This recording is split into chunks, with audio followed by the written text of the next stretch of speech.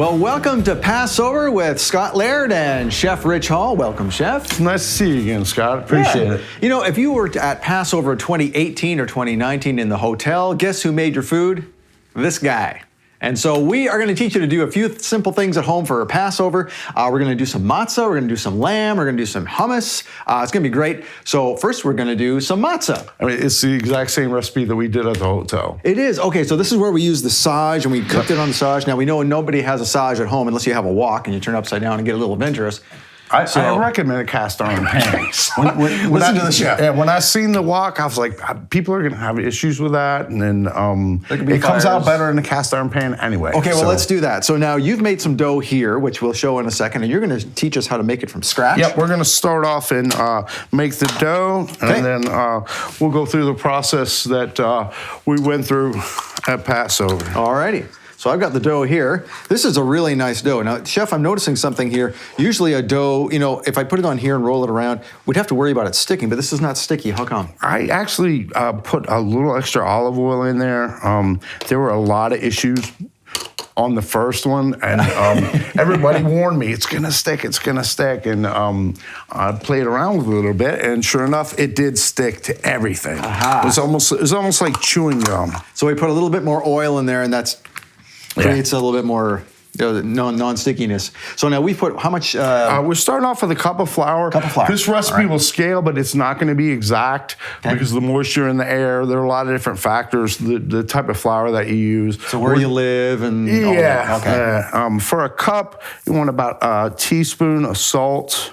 And this is a preference thing too. So I mean, I recommend making it in smaller batches because you have more control over it. Plus, if you make a mistake, you don't like it, what have you wasted? 80 cents? I mean, it's just, you know. Okay. For so flour. Now matzah is a really simple thing, right? We're not involving eggs or anything here, are we? No, it's water, olive oil, salt, and flour. There you go. And love, and that's just about it. So. All right. And the water, we're doing how much about that? We're gonna start out with an eighth of a cup. Okay.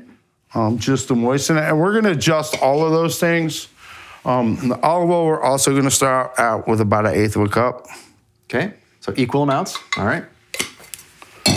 We're going to mix it up. We're going to make some noise. All right.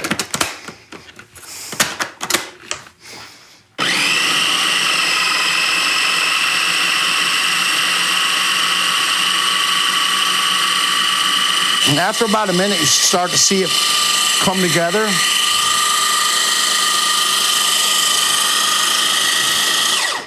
Stop and see where we're at.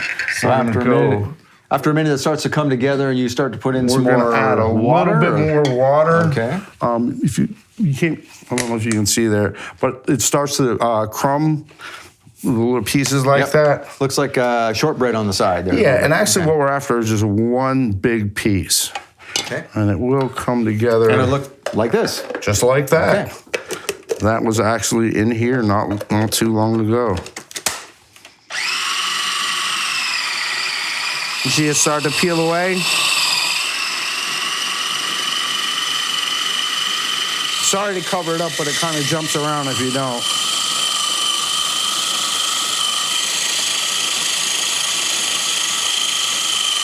This is a new mixer. Believe it or not, that's low.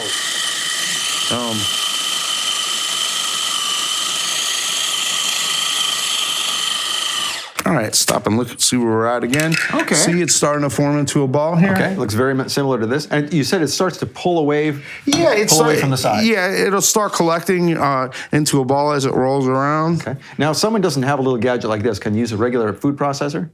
That's pretty much what this is. Okay. Yeah. And if you have a KitchenAid, it's way better. Oh, Do it with your dough hook, and you don't. It's just much easier. Okay. I couldn't find my dough hook, and I ordered another one from Amazon to bring here, and it was the wrong size.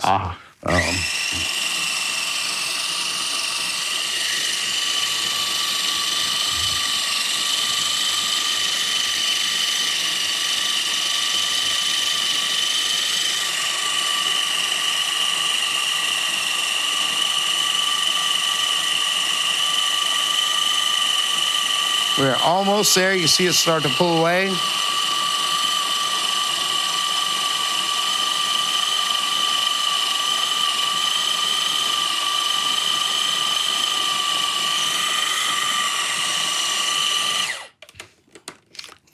one final drop of water, and we'll be good to go. Okay.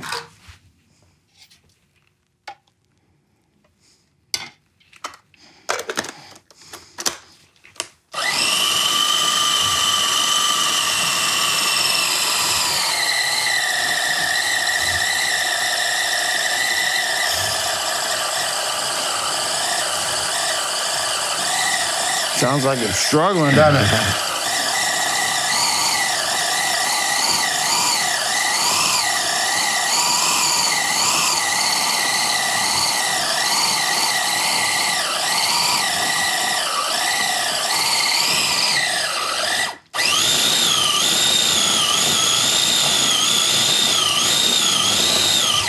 Now that looks like dough. It's almost, we'll hit a little bit of oil so it doesn't stick. Yeah, you can tell it's a little sticky there. Like I said, most of the recipes that you'll find won't call for quite that much oil.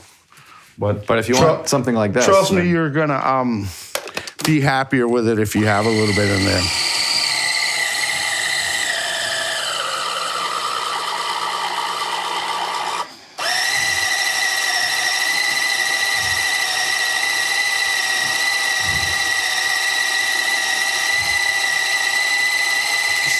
Smell that motor? This is why you want to use a KitchenAid. You're gonna burn this little thing out. We're gonna tighten it up just a little bit. Now, while you're doing that, I'm gonna start working on this. Yeah. Take about a golf ball size and start rolling it around. That what you want to do? That's it. Okay. We have a relatively small pan, so we'll do them kind of small.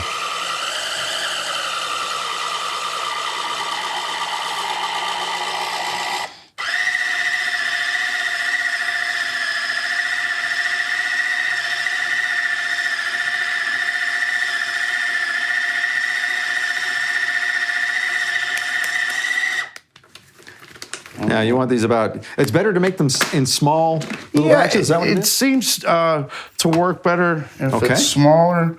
Yeah, I'll grab a piece too. Okay. Yeah, teach me how to do this right. If you were at Passover, you got a chance to do this part. This is right before we put it on the saja. So you literally just pull it apart in your hands, Yeah. right? Okay, like that. And you said the thinner the better, is that right? It seemed to work better if it's thin and if it's even. Okay, so we can put it on, can I put it down on here and squash it down? Okay. Get a nice round shape there. I think we just burned out the motor in that little thing. I was not expecting that. Well, we're gonna do this one-hit wonder this time. I hope it looks smooth because it really did just burn the motor out. I'm glad you guys can't smell that. All right, so there we go. Here we go. This is put that in there. Right there. Now, what kind of heat do you have this on? Low and a thick pan seems to work the best. Low with a thick pan. So, okay.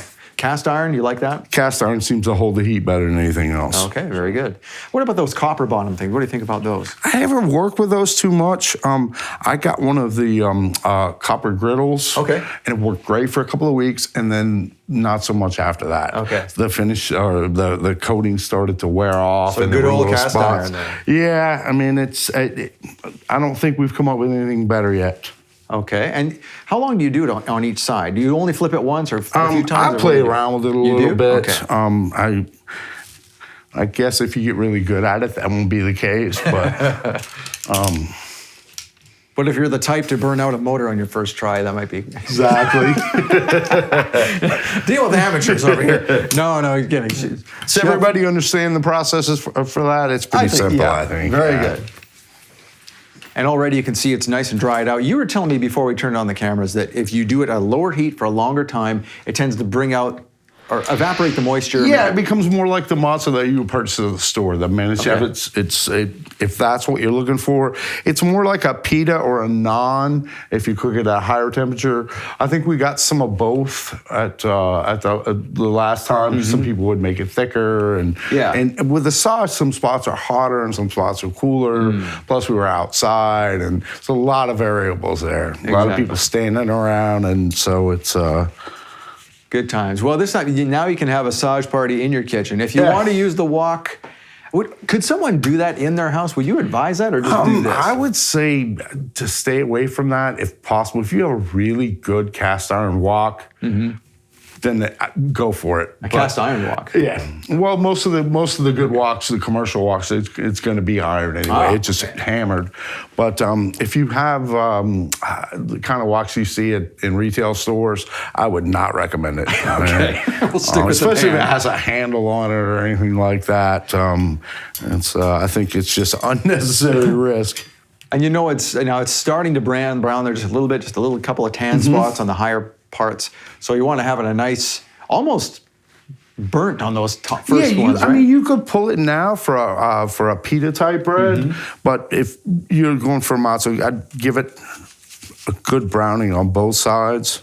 We're starting to see a little bit of air pop up. I just like to pop the hole. Oh, okay. So to put some air. Yeah. I guess you could have a fork like nearby. I mean, it's.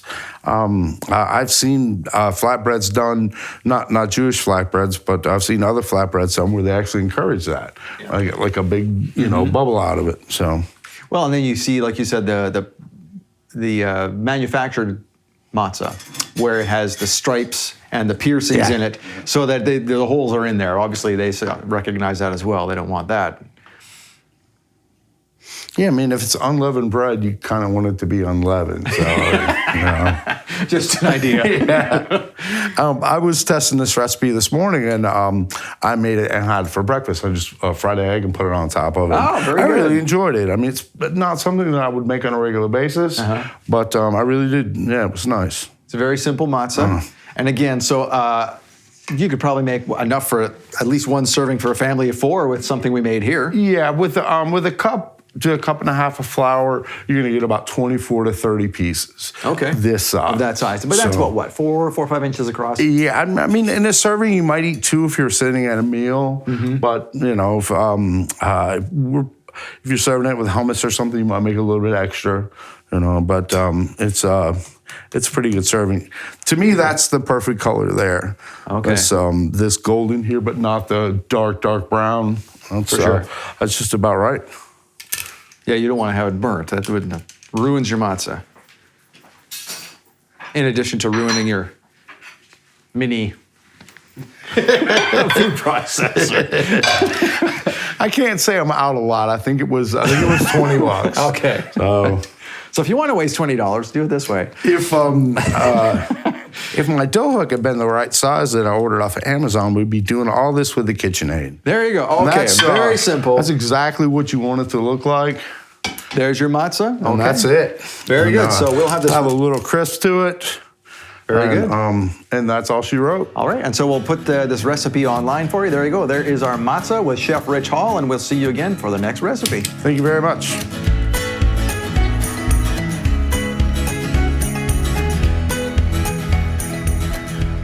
Well, welcome to Passover Recipes, and as promised, Scott Laird, Chef Rich Hall, and we promised that we'd see you when the smoke clears, and since we're done the matzah, the smoke has cleared. We didn't burn anything. We're going to show you how to ruin a $20 mixer part 2.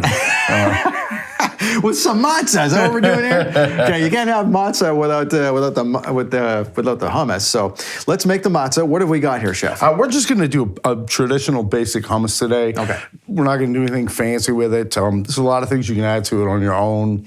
Roasted peppers, and, the options are mind-blowing. There's so much you can do with it. But if you start with a good base, you're good to go from there. Okay. So we're going to start with chickpeas.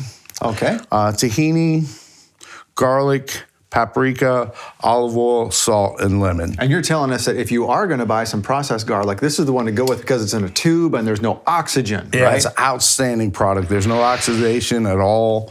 If you buy the little jars, you'll notice it's great the first time. After the air gets to it, it starts to taste kind of funny, and anything you put it in, it'll take over. So okay, good. It's a great product. It really is. All right, let's do this right quick. So how many chickpeas are we putting in here? Whole can? This is actually 2 16-ounce cans. Okay. And we're only going to do about half because our mixer is kind of small. Okay. So obviously if you had a regular size food processor, you could just do the whole thing. Yeah. Okay. Now, do you want to get any, I notice you're having some of the chickpea water or the juice go in there? Is that intentional? Yeah. Typically, what I'll do is I'll pour half of it out, and I'll use half of it. Okay. And that seems to be, regardless of the brand, that seems to work out pretty well. Okay, So very good. So we're putting in about 1 can worth. We'll get a can, maybe a little bit over. Okay. I'm scared to go much higher than that with the blade. With our first experience with this mixer. We'll start to smell that odd electrical burning smell here shortly, I'm sure. All right, so we have a little over the can there. If you're doing this at home, just do the 1 can. All right. For the tahini, for 1 can, you're gonna do 2 tablespoons. If you buy tahini, you'll notice that the solids will sink to the bottom and get really, really hard. Flip it over every once in a while in your cabinet, in your refrigerator. It's you want it to move like this. Okay. So you can achieve that just by turning it over for a week it or will whatever. settle like cement. I mean, on the very I've had that bottom. happen. I wasn't sure that's a good option. That's So just basically it's basically peanut butter made with sesame seeds. That's a good way to put it. But it's not emulsified the way peanut butter is. It's gonna separate. So. Well, like some of the all natural peanut butters right? Yeah. Okay.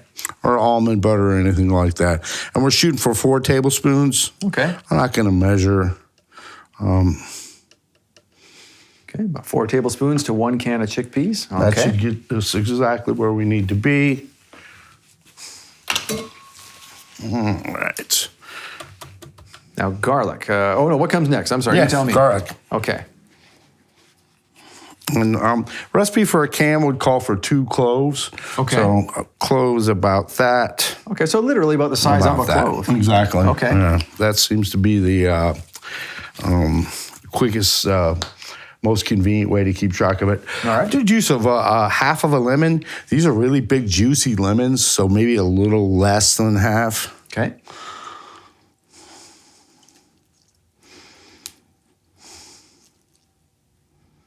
I'll take that for you. Get that out of our way. And olive oil, same amount of olive oil as tahini. Okay. And then salt to taste. And then we cross our fingers that the food processor is going to do its job. Do we add the paprika later, or Oh, that's going to go on top. on top? Yeah. Okay. Oh yeah, otherwise it'll turn it a red kind of color. I guess, Yeah, and won't it? it's you want the contrast of the flavor. Basically, we'll put the hummus down, we'll put the paprika, we'll pour the rest of that olive oil over the top. The very top of it is my favorite part. So. Okay. That's encouraging.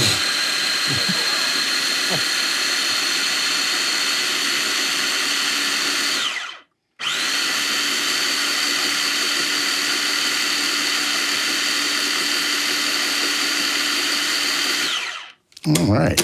That looks pretty good. That worked out better than I thought it was going to. I'll take care of that for you. Thank you, sir. All right. It smells really yummy, too. It does. Now it's a little thinner. If we want to make it a little thicker, what's the secret Well, there? traditionally, it should be about that texture. Oh, But just okay. more chickpeas will make it chickpeas. thicker. But All right. Traditionally, when you serve it with the flatbread, you want it to be like a spread. Okay.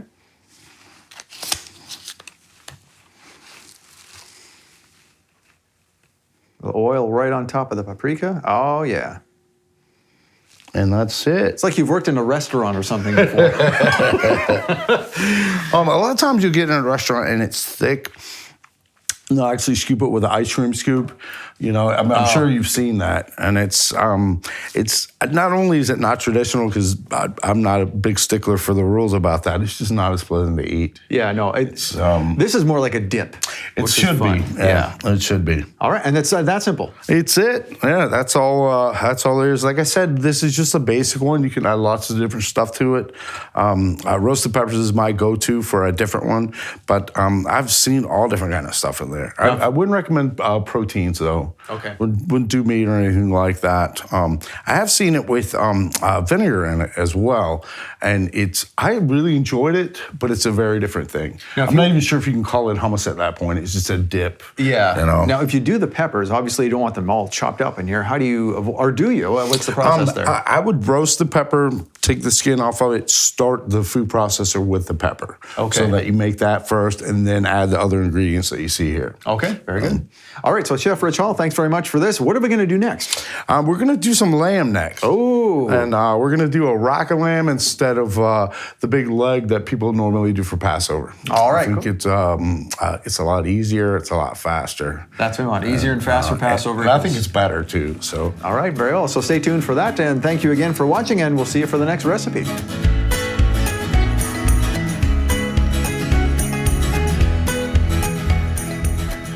Welcome to Passover Recipes with Scott Laird, Chef Rich Hall.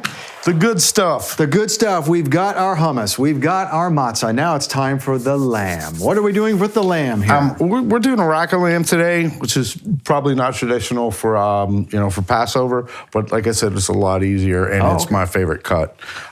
So first thing we're going to do, I've already Frenched these, but so Frenching. So first of all, we buy a rack, right? So you buy it in like a whole bunch of the ribs together.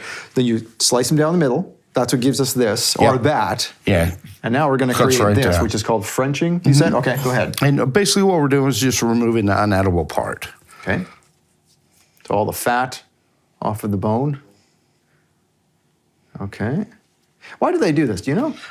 If you don't, it looks kind of gross the way it draws up around the bones. All right. So it's an aesthetic thing. It's not really a flavor thing at all. Plus, you don't really want that much fat on it anyway. So. Okay. Now, some people shy away from lamb because it's kind of a trick to cook. Some people feel, at least I feel like it's kind of a trick to cook. It depends on the cut. It does it? Okay, so the rack is easiest? Rack, you basically treat it just like you would a steak. Okay. If you eat your steak rare, well, you could do rare lamb. You want to eat your lamb pretty much the same way. Okay. Now, if people like that, is there a trick to retaining some of the gamey flavor or getting rid of it? The rack itself doesn't have a lot of that gamey flavor. Okay. Mostly you're going to find that when you're working with the legs or the shoulders, the roasts. For the lamb, it's pretty mild. You won't have much of an issue with that. All right, very good. So now we have a Frenched leg of lamb. Almost. Not leg of lamb, it's a rack of lamb. Sorry. One little piece I want to let go. All right. Use our fingers. Okay, good enough. All right, and we have rosemary and thyme. Yeah. And garlic and salt. That's all I like to put on there. Really? Okay. I mean,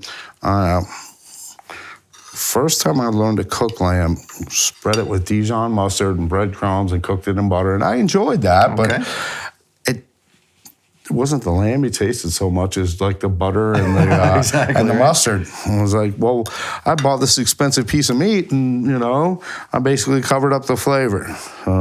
So we put about... let's go with it. Garlic. What, half a clove worth each? If you guys weren't looking right now, I'd be rubbing this all in my hand. So, all right, so our pan's getting a little hot there. We're getting right where we need to be with our pan. Okay. Very good. Now, I'm not going to chop all these up and rub them on there. I'm going to cook them with it because I want a mild flavor. I don't want it to take over. Okay. So just a pinch of salt on each, or however much you think is... And do you season both sides or just one? We're going to do both. Okay. And some olive oil on top. Very good.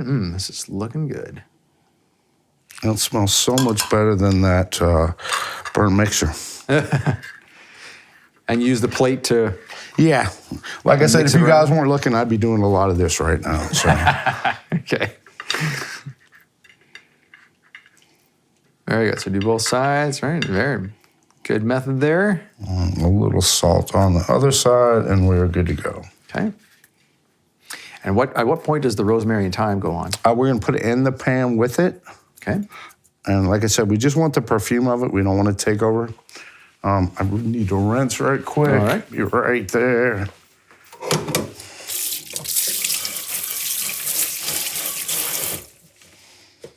Always wash your hands. All right. So now, when this hits a pan, we want to hear a sear because we want to make a little crust on the outside. Okay. So. That sound. If you don't hear that sound, you're not going to get the caramelization on the outside. And when we're not over seasoning and we're doing things simple, the little steps like that count a lot more.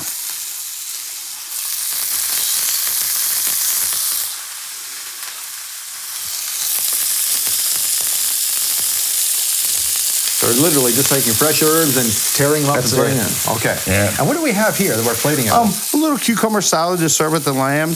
And this is just herbs, cucumber, lemon, garlic, olive oil.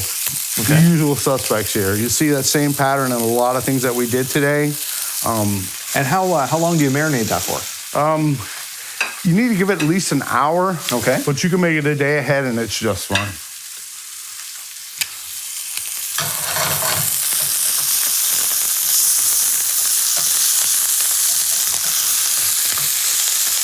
We'll wiggle them around a little bit like that to make sure that it's not sticking, and two, to make sure we get that browning all the way around there.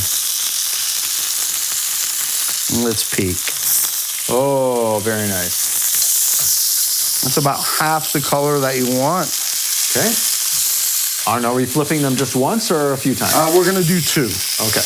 I like to serve lamb between medium rare and medium. This is about 150 degrees. Most people like lamb cooked very well done. And so it's kind of up to you as far as your personal preference, how long you want to let it go. I think the one trick is to make sure that you get that caramelization on the outside and then just cook it to temp the way you would. It's basically what I would do with a steak. So.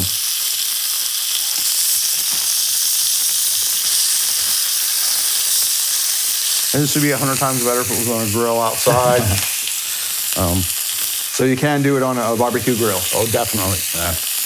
Yeah, it's going to be the same techniques that you would use with steak. If you have something you particularly like with steak, a certain sauce, a certain technique, lamb will work pretty well in its place. And that's if you go with the either the rack or the tenderloin.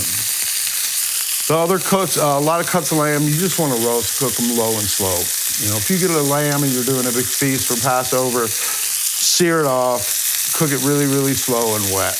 And, you basically have like a pull-apart pot roast kind of texture. Mm-hmm. That's what you'd be looking for.